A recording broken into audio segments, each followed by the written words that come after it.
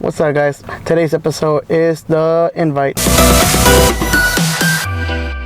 I don't know much about this movie. I just know Seth Rogen and Penelope Cruz are in it. That's all I know from them two.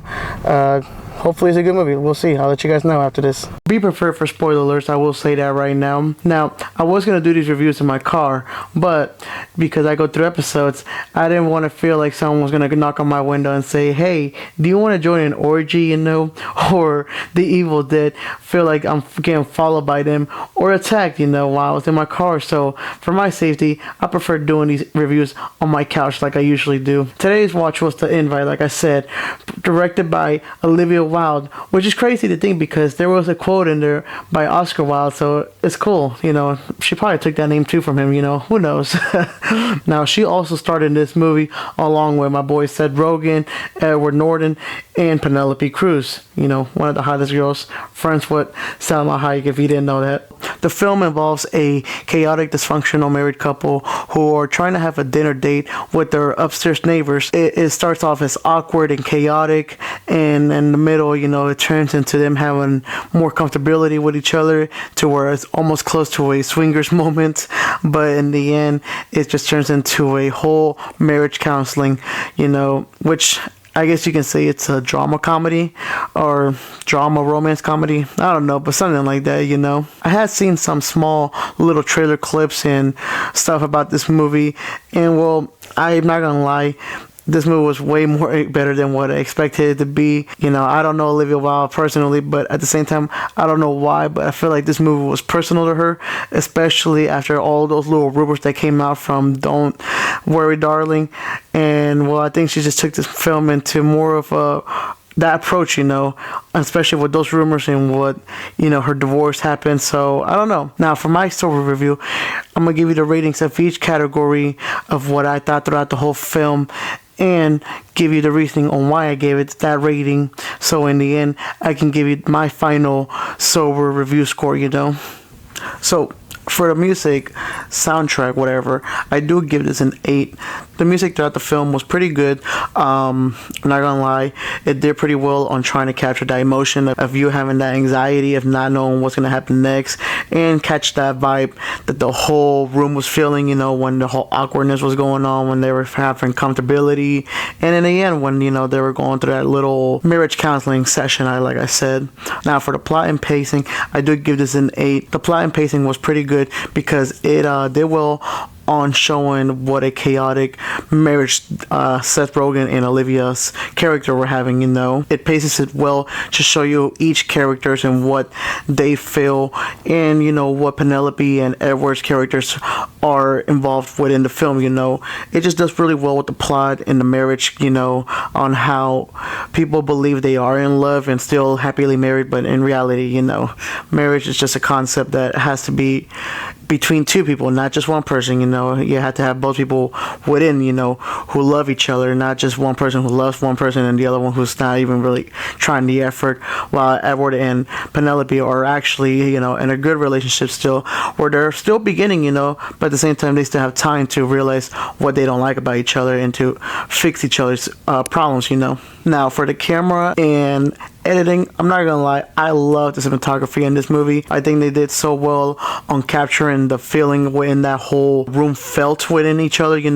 Also, it did such a good shots on angles, and I love the way that they kind of like split it like here and there, where like it kind of shows like the marriage is already kind of like divided. Like it's not really them together anymore. They're not connected anymore. They're just in there just to be like happy for their kid, which is fine, which is what most marriages do, they stay together just because of the kids. I feel like the whole vibe to it, they did so well on capturing that drama, romance, comedy to it, and it did so well. I don't know. So yeah, that's why I give this one a 9. Now, for the acting, I do give this a 9, just because, gosh, I can't complain about it. Like, they did so well on capturing each character's emotions and what they felt and making it personal, like each character really felt like what a true marriage that's already broken up feels, and how, people tend to try and look for somebody else or something else that they feel like is needed for them to feel excitement again in their life. I love Seth Rogen because even though he's a comedian, he knows how to show vulnerability. He knows how to do drama, you know. It's kind of like Adam Sandler. Adam Sandler is really good with drama as well when it comes to serious roles, and he does that same thing, you know. And I don't know, I just love when a comedian can actually show that side of their acting skills, you know. And Penelope Cruz, you know, she's really good at showing sex appeal, which she uses in this movie, but at the same time, she knows how to use it and how to not over exaggerate it to where like her acting skills are not shown, you know, because she's a great actor. I mean, I've seen some of her films before and I fuck with them. I mean, I don't know, that's just me though. For me, all four actors really did so well within each of their own character and showing what needs to be shown for this whole film. I don't know, I think that's what I liked about the film. Now, for the writing and storytelling, I do give this an 8.5 because I'm not gonna lie, the writing was so well done. I just think it did so well on doing the 3 parts, you know, where they're trying to get this dinner date going on, where Seth Rogen wants to confront the neighbors about a noise complaint that they've been having, and also how it goes from them being awkward and chaotic to them having a fun and comfortable moment and almost getting into that swingers moment, but to the end where in reality the whole thing just explodes and it goes to them actually having like a whole counseling between the 4 of them, you know. I didn't know until the end of the credits that Rashida Jones, I think that's her name, she's actually one of the writers of this movie, and damn, I did not know that she can do this, you know. I knew she's a great actor. I seen her work like on Rex and Parks and The Office, but I didn't know she actually knew how to write like this, and it did so well because, like I'm gonna keep saying, like she does so well in capturing that marriage that's already broken, and that they're just there for the kid. They're just there to, you know, just to make their family feel whole, you know. But in reality, they hate each other. They're miserable with each other. They don't really love each other anymore. And that's what I liked about the film. Now, for the comedy, they knew how to blend it in. They just knew how to use the comedy because they knew how the comedy needed to come into relief as times. Like Seth Rogen's character was pretty good with his timing, and so was Edward Norton, you know. And I don't know, it was really well written for me, and I think the storytelling just did so well in capturing that within 2 hours, you know, of the movie. Well, less than 2 hours. Now, lastly, the directing. Man, I give Olivia Wilde an 8.5 just because, man, she did such a good job in this movie. I'm not gonna lie, I feel like this is probably her best work so far out of the 3 movies she's done. I think she just took this more of a personal film for her because, like I said, I mean, the rumors that came out from Don't Worry Darling and her marriage, I just think she took it upon herself to tell the truth of how a dead marriage really is, and how sometimes couples just really need to speak to each other and tell each other the truth of what they feel, because sometimes, you know, people in a relationship can get resentful towards another person, and that's why sometimes marriage don't last, or, you know, something like that. But at the same time, it also creates such a miserable environment between you guys because you guys don't know how to act towards each other, or you guys don't know how to feel about each other because you guys haven't talked anymore, or you guys don't do anything anymore, you know. So yeah, I mean, I think she did an amazing job on showing that, and I think it also shows that people need to solve their problems, because at the same time, being bottled up so much emotions can cause, you know, your partner to do such shady things, you know, can go into trying to do a swingers thing like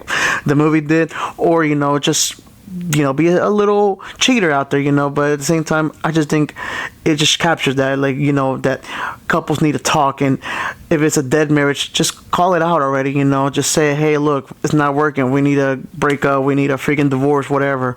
It's not worth it going and continuing a fake marriage just because you want to keep a family together, you know. That's the way I see it, and that's the way I think the movie was trying to portray it, and towards the end, you know.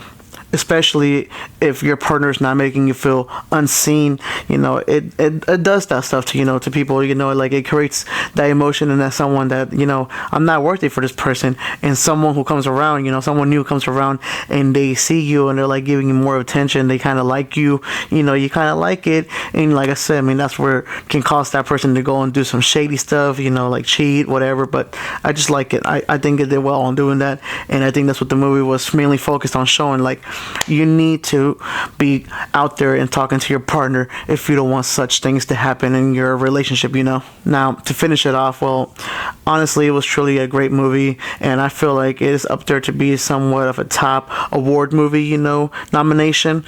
And for my final sober review, I give this an 8.5.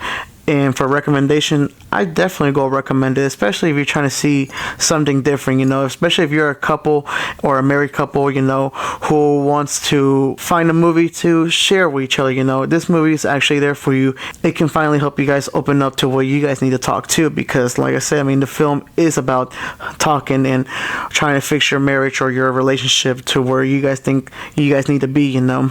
And honestly, that's all I got for you guys. Now, I still got one more review, so keep on watching still.